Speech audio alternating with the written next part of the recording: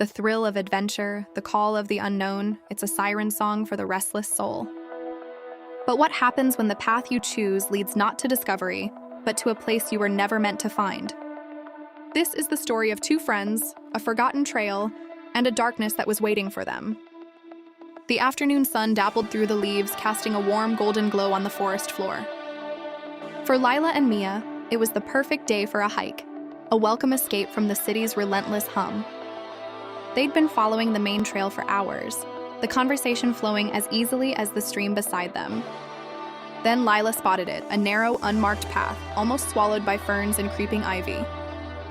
It was a deviation from their plan, a whisper of the wilder, less traveled woods. Ignoring the sensible part of their minds that urged them to stay on the marked route, they exchanged a mischievous glance.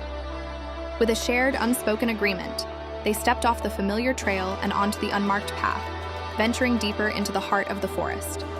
The air grew stiller, the sounds of other hikers fading into a distant memory, replaced by the crunch of their own boots on dry leaves. The path, once a clear dirt ribbon, began to fray and then vanished completely, dissolving into the dense undergrowth. Panic, cold and sharp, began to prick at the edges of their excitement. They tried to backtrack, but every direction looked the same, an impenetrable wall of ancient trees and tangled brush.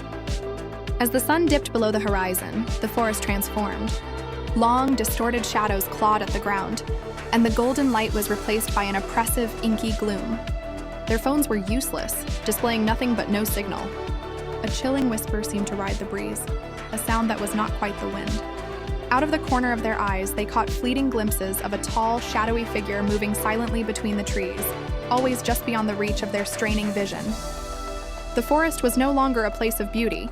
It had become a labyrinth, and they were hopelessly lost within it. Just as a crushing despair began to set in, they saw it. Through a thicket of gnarled branches, a silhouette took shape against the deepening twilight. It was a cabin, dilapidated and cloaked in a thick blanket of moss, looking as if it had sprouted from the forest floor itself.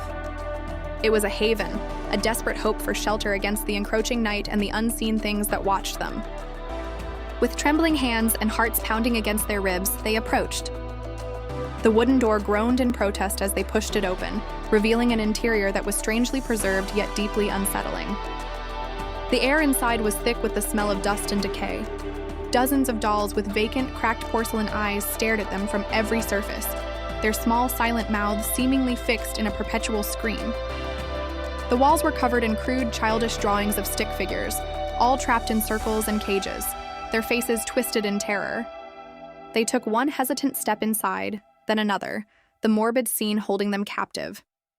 Before they could fully process the horror surrounding them, a deafening slam echoed through the small space. The heavy oak door had swung shut on its own, and the sharp metallic click of a lock sliding into place confirmed their worst fears. They were trapped. A suffocating silence fell, broken only by their own ragged breaths. Then a new sound began outside, the slow, heavy thud of footsteps approaching, each one deliberate and menacing. The steps stopped directly outside the door, and then it started. A loud, deliberate scratching, the sound of something sharp and relentless clawing at the wood, began on the other side of the door.